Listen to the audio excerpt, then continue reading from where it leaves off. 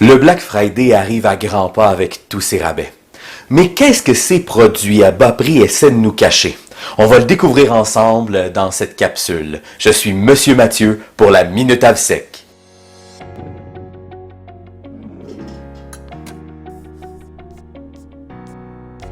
Bienvenue à votre Minute AvSec. Si vous avez commencé à lire un petit peu votre album, vous avez deviné de quoi on va parler aujourd'hui. On va parler des ateliers de misère, des maquiladoras ou des sweatshops en anglais. Évidemment, je pourrais prendre 6 minutes de votre temps pour vous parler des horaires de travail qui n'ont pas de bon sens de plus de 12 heures par jour.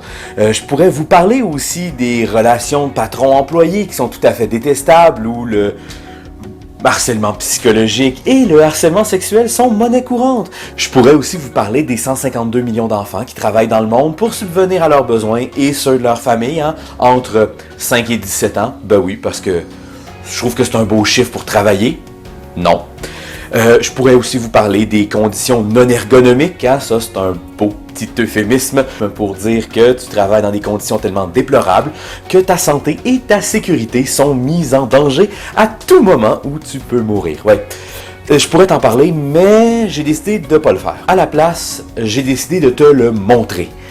Tu vas voir, c'est pas toujours facile à regarder et évidemment, je ne me suis pas rendu dans ces fameuses maquiladoras ou dans un atelier de misère. En fait, on va aller voir ce que les vrais journalistes font, pas juste les avsecs comme moi. À la place de vous faire une capsule comme celle auxquelles vous êtes habitués, cette semaine, je vais vous demander d'aller voir 3 vidéos qui ont été faites. La première par la chaîne Brut qui va vous présenter la face cachée des jouets.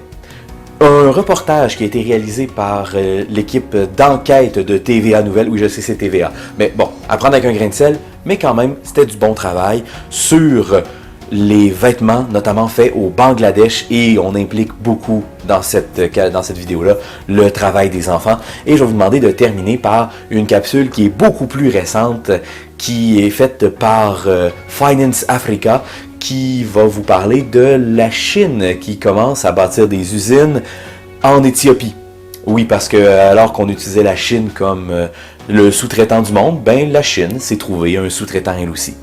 Je vous laisse aller les voir, je vous ai mis les liens dans la description avec des étoiles pour être sûr que vous ne les manquiez pas. Je vous les ai aussi mis dans les fiches au moment où j'en parlais. Allez-y, je vous attends, on se revoit tout à l'heure.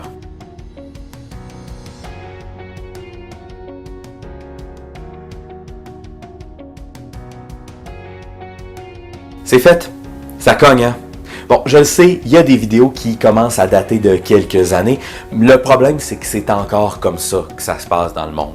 J'aimerais ça vous donner une solution toute simple qui va vous permettre de faire la différence, d'éviter d'acheter des produits qui viennent d'ateliers de misère. Malheureusement, il n'y en a pas. Non, en fait, si vous vous demandez pourquoi on fait un génie vert sur la consommation responsable, ben vous avez une grosse partie de la réponse. C'est pour ça que c'est important de changer notre façon de consommer. Tant qu'on va vouloir des produits pas chers, à bas prix, tant qu'on va se foutre de comment, par qui, dans quelles conditions les produits qu'on veut ont été fabriqués, ben ce que vous venez de voir, ça va continuer. Tant qu'on n'arrêtera pas de surconsommer, il y a toujours quelqu'un qui va vouloir nous fournir le produit pour le prix qu'on demande, en faisant des compromis que nous, on ne serait pas prêt à faire sur la santé et la sécurité de certaines personnes. Tout ce que je peux vous dire, le seul conseil que je peux vous donner pour être un consommateur responsable face à ce que les produits vous cachent, avant d'acheter, faites une petite recherche sur la compagnie qui produit l'objet que vous voulez. Juste pour voir si elle n'a pas été éclaboussée par des grands scandales, comme ça a été le cas par exemple de Nike en 1998. Et bon, d'autres qui ont suivi par la suite. C'est sûr que c'est pas avec une recherche de 5 minutes que vous allez être sûr à 100% que le produit que vous achetez n'a pas été fait dans un atelier de misère.